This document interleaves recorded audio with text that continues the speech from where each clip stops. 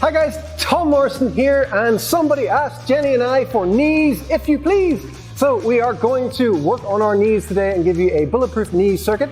Make sure you have something to hand before we get started that you're going to be able to elevate your foot on. I'm going to be using a weight bumper plate.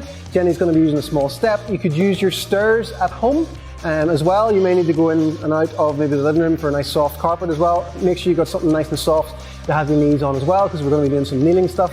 So make sure you feel as comfortable as possible, but let's get ourselves started. So feet together first of all, and what we're going to do is forwards and backwards rock the knees, forwards and backs. We're going to bend nice and slowly. So that's 1, we're going to do 5 of these. 2, 3, try and get your knees as far forward as you can. 4, nice and slow. 5, then we're going to do 5 circles. We're going to go clockwise, I hope, and we're going to go 5 times clockwise. So 1, 2, 3, 4, and 5. And then we're going to go anti-clockwise. 1, 2, look at your partner, make sure you're doing the right movement. 3, 4, and 5. So things nice and warmed up there. Then we're going to go down and we're going to get into our hips. So we're going to get down to the ground. We're going to sit ourselves down. We're going to put our hands behind us, feet in front of us, and then nice and slowly we're going to drop both knees to the left side. And we're going to do 10 of these. We're going to drop the knees down, and then 2, push the knees into the floor as well. 3, so if we just pause here for a second, you're really trying to push this knee into the floor, push this knee into the floor at the same time as well. Even lift the hips up a little bit if you want to. And then 3, that's 4 even. 5, 6, if you're feeling a bit adventurous, you can have the legs a little bit wider from each other. 7, you keep me right there. 8, 9, and 10. So we have woke up the hips a little bit. If you want to have good feeling knees, you want your hips to move well. We're going to wake up the glutes and the hamstrings a little bit here now. So what we're going to do is go into a nice glute bridge position. We're going to extend so that our hips are fully the way up, and then for 3 times we're going to walk the heels out, and each time you're trying to drag your heel into the ground. So the hips are up, squeeze your bum as much as you can, walk the feet out, keep dragging the heels back as you go. So back up is 1, and then back out, and back up is 2, keep the hips up the whole time, back out, and back in is 3. Give a nice squeeze to finish, and then drop the hips down, and then bring yourself up to a kneeling position. If you struggle to sit fully on your heels like this, if you have a cushion or something you can put under, you just want to sit yourself down and relax in that position. If you really struggle and you don't have a cushion on hand, just go to where you can go and keep your weight slightly more forwards. But ideally you want to be able to sit in this position and be able to rock around. So we're just going to sit here for around 30 seconds, sway from side to side, even lean back a little bit as well. Just open up the quads and the knee fully, both knees, not just one knee, and just rock yourself around. Get this to a nice position. You can actually sit and rest in this position. This is one, if it feels quite intense to you on the ankles when you do this, if you do this on your bed with your feet hanging off the bed, it's going to be a little less intense on your ankles. That's roughly about 30 seconds now, wouldn't you? So from here what we're going to do is some hip thrusts from this kneeling position. So first off, the idea is to lightly bring your weight forward and then extend yourself up like that. If that feels way too easy for you, you can go a little bit harder, and you can actually try and keep your shoulders back where they are and try and just think about squeezing your bum to bring you up. So it makes it a little bit harder to do. So if you don't struggle at all, then use that one. So that was 1, we're gonna go again, up, 2, squeeze the bum, back down, up, 3, squeeze the bum, back down, up, 4, and then up, 5, and squeeze. If your bum's on and your hips move well, your knees are gonna feel pretty sweet, okay? So we're gonna hop up from here. So next, what you're gonna do is go and get your thing that you have to elevate your feet upon and bring it out so that it is in front of you.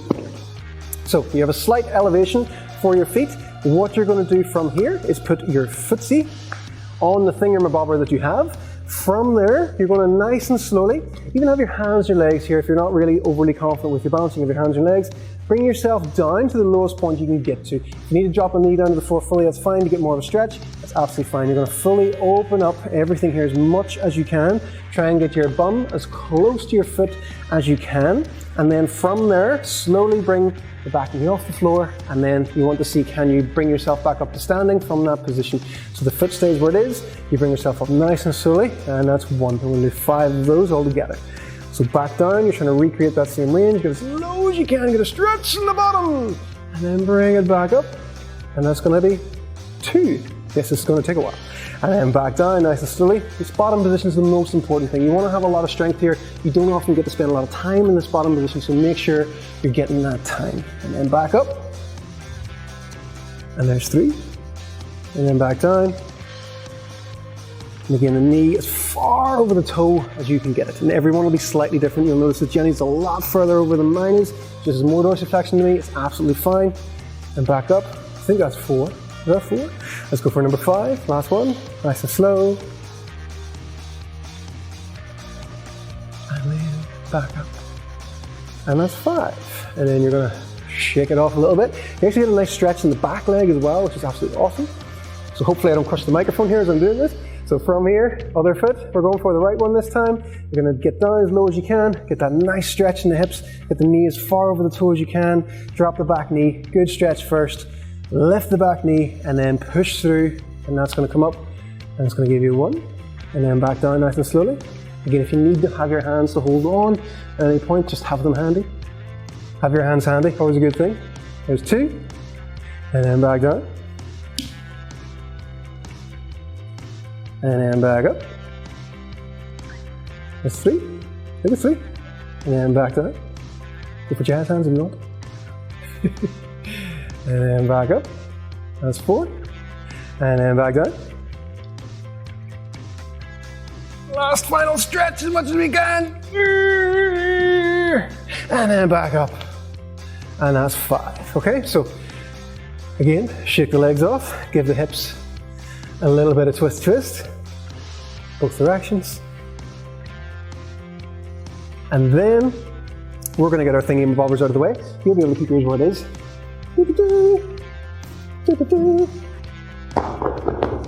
From there, we then go into multi-directional lunges. If you really struggle with lunges, make sure you have something to hold on to, or you can reduce the range a little bit and not go the full way. But ideally, what we want to see that you guys can get to over time is being able to have one leg up like this fully, then step back to a standard lunge position.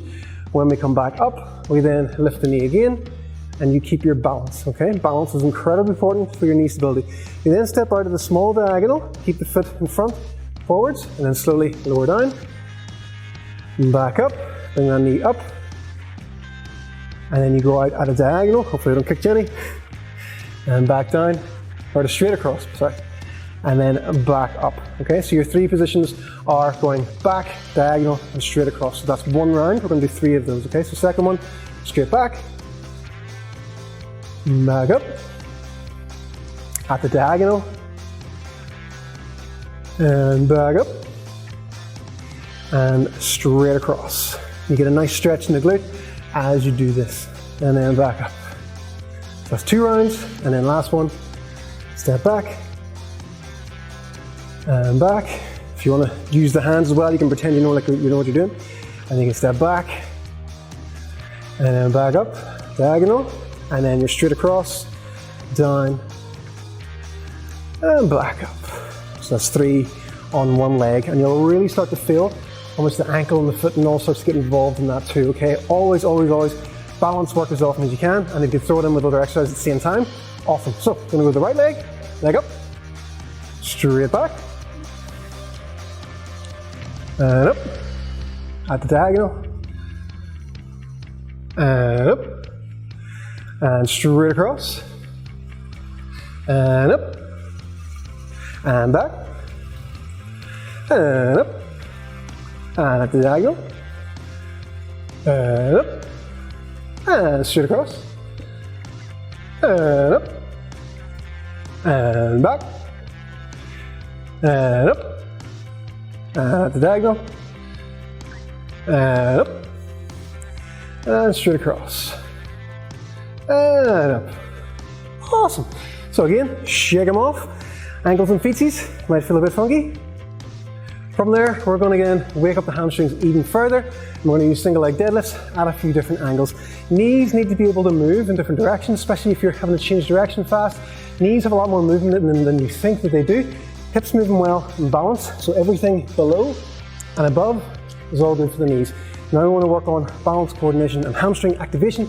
So we do single leg deadlifts to 3 different points. The points are going to be at the side of the shin, middle of the shin, and the inside of the shin. Okay, so what we're going to do from here is we're going to go left leg first, and we're going to hinge down to the left side. Keeping the back completely straight until you feel a stretch in your hamstring, and then back up. And then your standard single leg deadlift, hips back and away, feel the hamstring, tap middle of the shin, or just above middle of the shin. When you feel the hamstring, that's as far as you want to go. And then across to the inside, tap, and back up. So that's 1, we're doing 3 of these. From here, inside, or outside, tap, back up, and then middle, tap, back up, and the inside, tap, back up, and then one final round, down, tap, back up, middle, tap, back up, and inside, tap, and back up. Shake the legs off, give them a wee rest for a second. It's quite weird if you've never done those before, but muscles can move in all different ways, so you need to make sure that you're able to respect that, and don't be so linear with everything, so don't be always forward with everything. Give your body that bit of a ability to really adjust in weird positions as well, okay? So we're gonna go for the right leg, so we're gonna start outside, straight, and inside, okay? So right leg, here we go. We're going outside, hamstring, make sure you feel the hamstring, tap, back up, inside, the front, straight on. Sorry, Jenny, messes up. And then inside, and tap. And then we're going for the outside again, tap, and then straight ahead, tap, and then inside, tap, and then outside, tap, straight ahead, tap, and inside, tap, and then relax, shake it off again, chill your beans, and then from there, bring back your thingamabobber that you have, and we're going to play for the last minute and just work on our balance and see if we can challenge it that little bit more and make it harder. So when you start to get really good at controlled balance and you're able to cope whenever you're putting yourself into different positions, you want to challenge that even further. Best way to do that is to limit the amount of foot that you have. Put your foot on something. So I'm using the plate, Jenny's using a step. You can use your fireplace, you can use whatever it is as long as you can stand on it and have your heel lower than where the ball of your foot is. So we're going to go left leg first and just see, can we balance on our footsies for an extended period of time. This will follow along as well, guys. Like, see if it's somewhere handy to do regularly, and also try it sometimes in your shoes, but also in your bare feet. There's benefits to both. So always make sure you mix it up with any kind of mobility work. Left side feels easy enough until you start to play. Then we're going to go for the right side. So foot on. And again, straight after you finish this video, guys, like, get on and play it again, or your step, and play around with this. Give yourself an extra 5 minutes of just trying to balance without falling.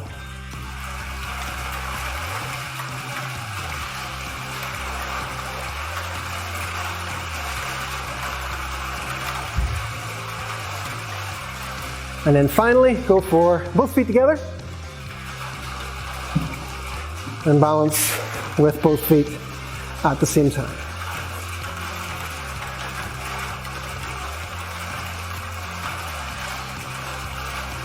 This is great for reactive stability and your body being more confident with itself and how it moves. It's also good fun when you start to get to that point where you have to start swimming through the sea. So, I hope you enjoyed, guys.